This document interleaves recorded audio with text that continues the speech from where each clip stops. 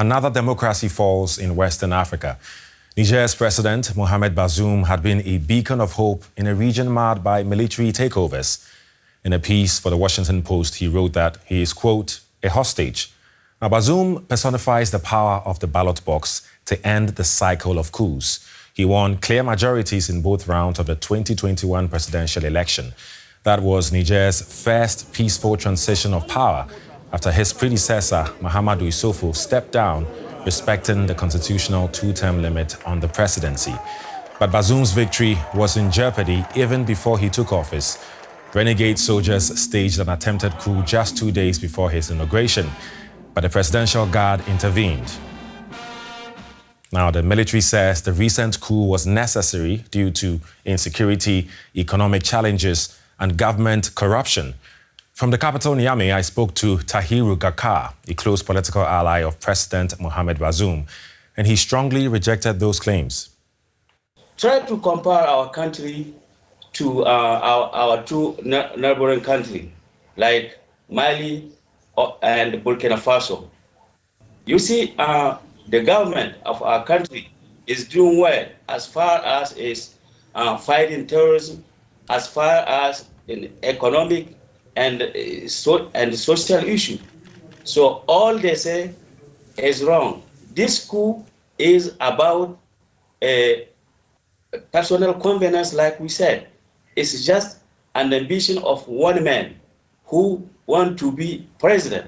That's it. That has nothing to do with our economic condition or the security of this country. Would you be prepared to work with the coup leaders if they promise to restore democracy? When? Right away?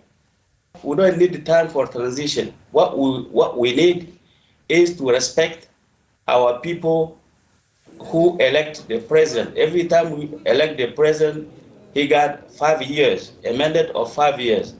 Let him finish his mandate. So if he's not doing good, it's our people to not elect him or give him another chance.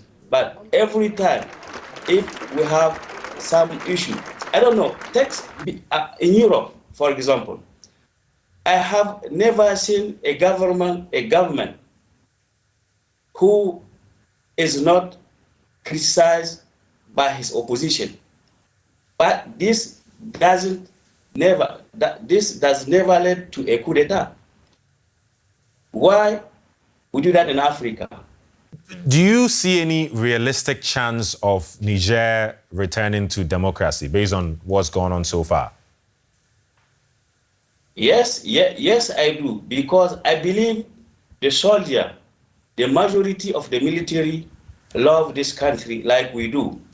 So, at a certain point, people might think about the consequence of all this, of what is going on, and try to negotiate and reinstate the president, Mohamed Bazoum, in the office. And we have more than 20 million of us, So we cannot follow one guy to his for his ambition personnel and put this country in danger and its people. Okay. Tahiru Gaka in Niger's capital, Niamey. Thanks for your time. Thank you for having me. Now, Niger is the latest country in Africa's Sahel to see its government overthrown. Regional bodies like the Economic Community of West African States, ECOWAS, and the African Union, AU, face the challenging task of trying to restore and strengthen democracy there. Niger's status as one of the few democracies in the Western Sahel appears to be going up in smoke. The African nation adds its name to a list of countries in the region that have witnessed coups in recent years. Niger joins neighbouring Mali, which saw the military stage a mutiny in 2020. In 2021, a second coup took place there.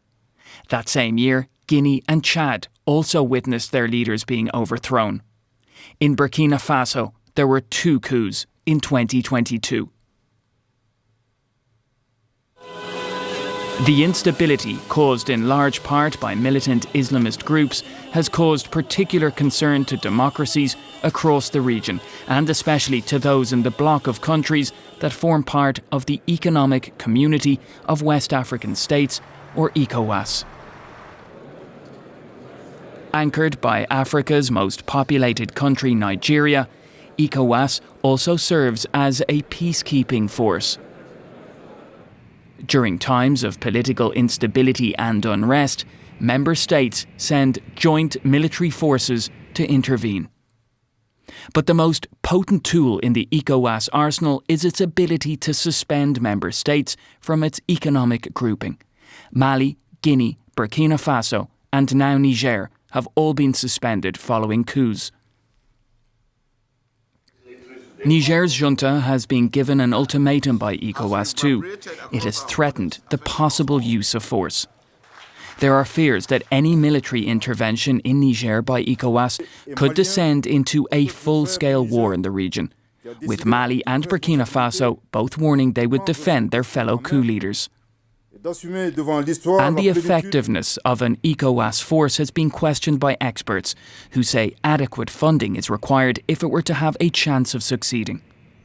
Plus, it could lead to a worsening of an already dire humanitarian crisis in the region. For more on this, let's bring in Kamisa Kamara. She's the former Minister of Foreign Affairs in Mali and a senior advisor for Africa at the U.S. Institute of Peace. Hello and welcome to the program, Madam. Now, you were part of a democratically elected government in Mali. How does it feel to see your country and its neighbors in the grip of military juntas?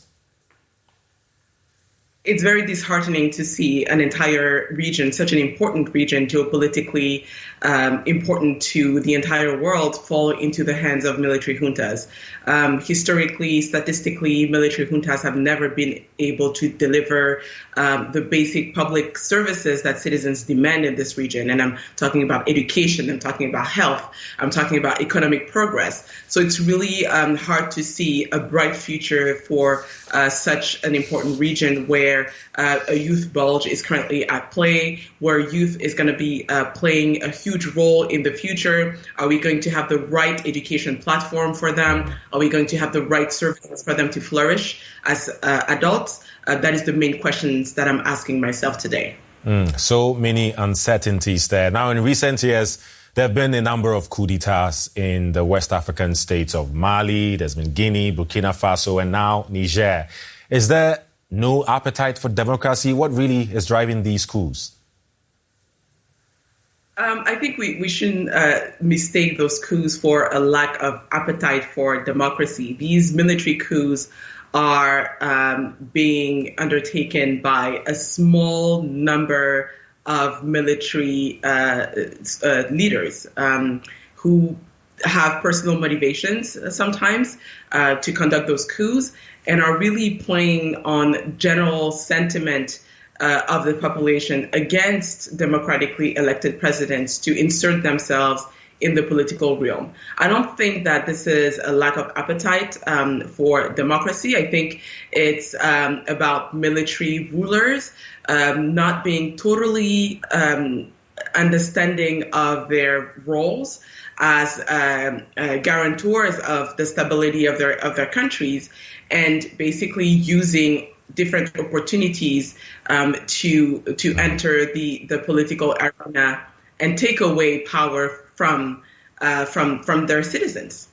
But you did talk about some of the sentiments out there. So let's talk about some of them. It is interesting to note that all these countries are former colonies of France. And there's been people talking about having issues with France. Is there any connection that can be made there? Honestly, I think it's the wrong excuse. I think maybe democracy hasn't been explained correctly, or hasn't been sitting long enough in our cultures. But in any country and in any democratically elected regimes, there are frustrations of populations. They're not always happy with what governments are doing. Maybe there needs to be more in terms of communication towards citizens and letting them know that some of the progress that they're expecting do not happen overnight. Let's talk about the region. The Sahel has become the front line in the fight against militant Islamist groups. What impact could the recent spate of coups have on security in the region? I'm only going to be able to talk about research, about how this jihadi threat has evolved after juntas have taken power. The jihadi threat has actually worsened after junta leaders have taken over. So it's not a guarantee that when you have military leaders at the head of a country, that they are able to defeat an entire terrorist threat. I think one country, it could be Burkina, it could be Niger, cannot come put an end to this jihadi threat. It's a huge undertaking that can only be done through multilateralism and international coalition. Okay, so let's talk about regional actors. In the case of Niger, regional body ECOWAS has threatened the use of military force to return the country to democracy. Is that the best way to handle coups? Well, you have to look at the ECOWAS over the past 2-3 years and the way they've reacted to the different coups in Mali, in Burkina, and in Guinea. And the ECOWAS has been criticized internationally for not being too assertive against coups and for setting the ground for further coups to happen. And so what we're seeing now is really Nigeria taking the lead within the ECOWAS and saying, no, this is a coup that is, the Niger coup is beyond the pale. We're not going to let that one happen. And we're really making a strong statement against coups. So I will not go as far as to say that the ECOWAS was effective at dealing with coups, but I am rather pleasantly surprised by how strong of a statement the ECOWAS has made in the case of Niger. So if not through military intervention, is there a way of bringing these countries back to democracy? Well, diplomatic negotiations is definitely one of them. But also, again, it's also one big issue that's at stake is what have these countries to gain from democracy, from a democratically elected government? I think we need, and I'm putting myself in the we there, as Africans, we need to be very clear about what we're expecting from democracy in our countries. And we need to be able to explain that to our citizens. And only then can we defend democracy in our countries and bring it back. Are you somehow suggesting that African countries need to form a type of democracy that fits them?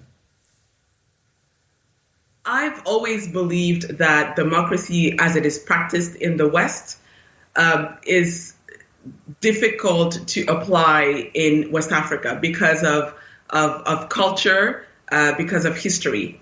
We have completely different cultures, completely different histories.